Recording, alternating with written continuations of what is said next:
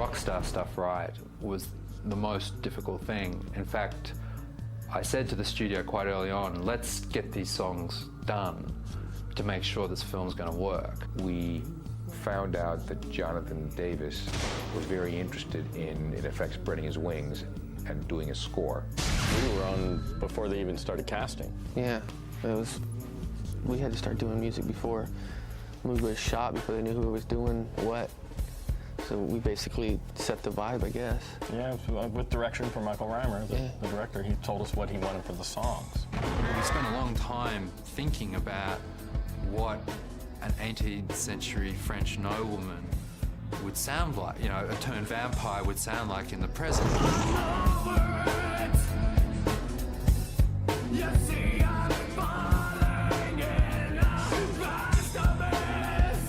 We wrote them some here when we were in town, and the others is when we were out on the road. Me and Richard did a couple songs going down about 50, 80 miles an hour down the road, bouncing in the back of the bus. 2 o'clock in the morning down the Jersey Turnpike. Yeah, totally, just trying to play.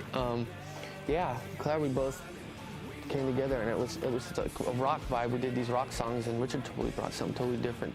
It made me think totally different than what I do. Michael Reimer directed us to only write songs that were inspired by the story, and he had specific emotions that he wanted us to get across and specific things he didn't want us to do. I guess my main instruction to them was, don't be too literal about the songs.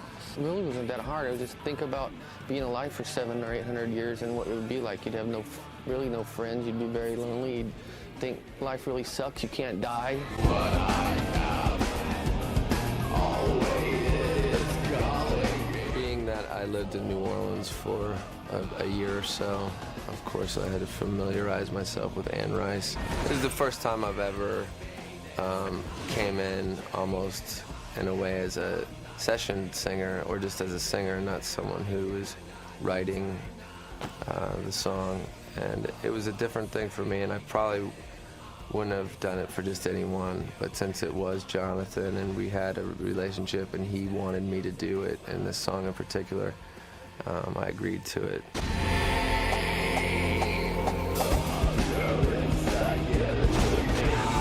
You see, I cannot be forsaken, because I'm not the only one. We walk amongst you, feeding, raping. Must we hide from everyone?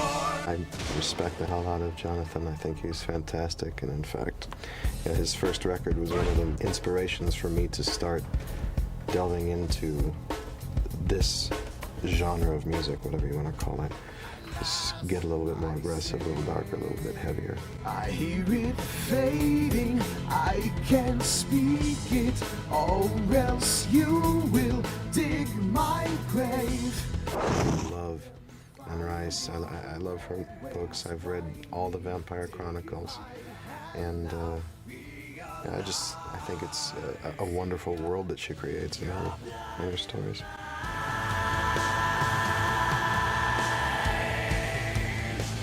We'll be fine.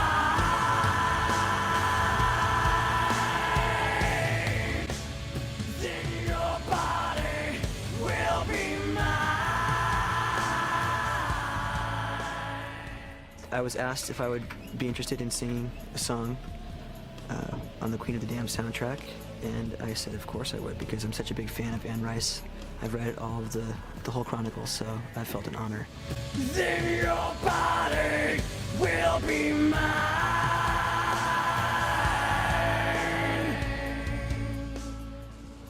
One of the things I noticed when I was listening to the versions that he had sang over was the lyrical content of the songs that he co-wrote. I thought it was really fitting to the actual book, because he does become, you know, a rock star in the book, and he does perform, and he sings about being a vampire and, you know, hunting upon people. And so Jonathan incorporated those things into the lyrics, which I thought was very important. It was a lot of fun for me to sort of interpret something that he wrote. You know, I didn't want to do it exactly like he would have done it. I tried to kind of give it my own flavor, but since he did write the song, it was very different from something that I would have written. The first thing was the concept, which was in the book. It's in an old-fashioned concert theatre. Couldn't do that because of the immolations. We have vampires exploding, and you just can't have fire inside like that. But I also thought, gee, this concert has to be sort of the concert of all concerts. I was inspired by an event that happens every year in the California desert called the Burning Man. So rather than do it in a theatre, we put the concert into Death Valley. When Michael started to research stuff, he went to these, goth clubs in LA, and he went to Anne Rice's Halloween ball, and it was a big eye-opener for him.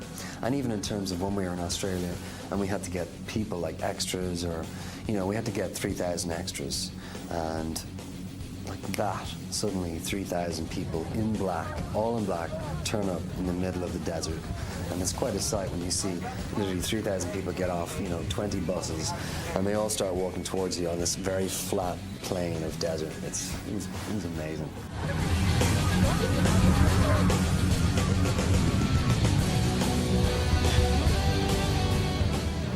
I remember, first of all, how great the crowds were. They were there for 3 nighs from 6 to 6.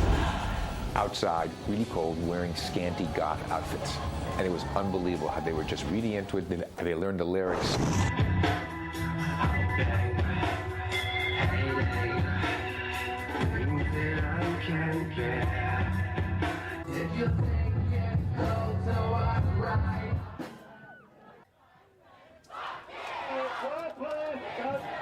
And they were amazing too. Great crowd. Like, they really loved it.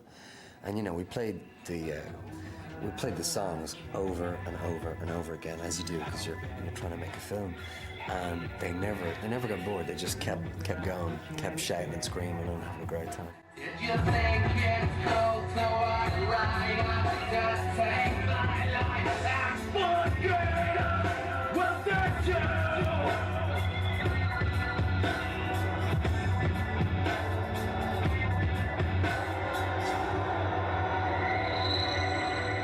It was fun. Like when you walk on the stage, even though you weren't doing anything like me, and the producer, I'm just walking around a little bit in the background, you feel the power of you're on a stage, and there's a bunch of people out there, and you start to feel almost that rock star thing.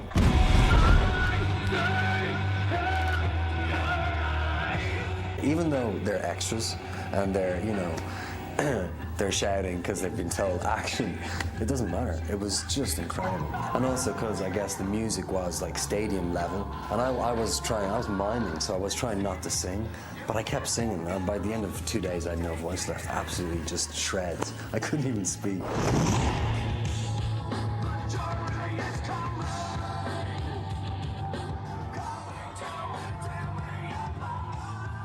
It was the most complicated thing we did, but we were very prepared for it, and it was actually the easiest thing that we did, that we didn't ever fall behind there, even though it was really complicated.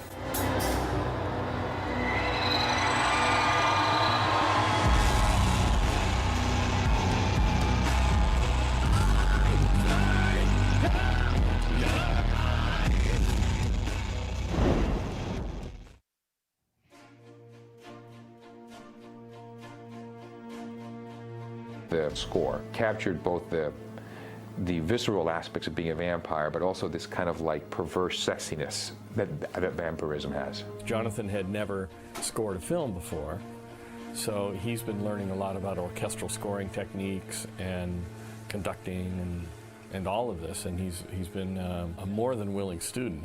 He's been a quick study. That work? That's way better. Yeah, I'll teach you. It's nice I don't have to make conventional songs where you got a verse, chorus, do this. It's like whatever fits the scene, and it's a challenge. I mean, this is a great sort of movie to go crazy with on a score, and these guys have really just taken it to another level. The orchestra is a very dark orchestra. We're skewing it toward the bottom end of the orchestra. It's going to be a very large bass section, big cello section, more trombones than the norm, lots of French horns, no upper woodwinds, all lower woodwinds, contrabassoons, contrabass clarinets, like that. It just gives it kind of a roar.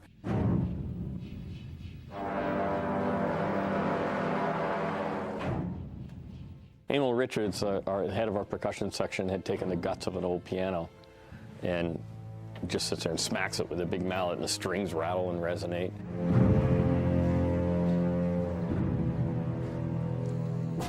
My fans would definitely dig this. It's just a different side of me.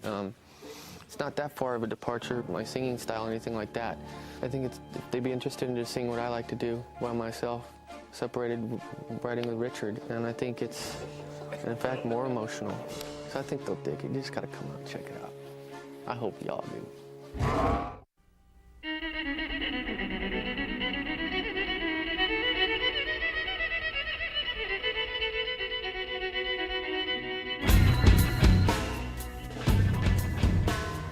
Walking, waiting.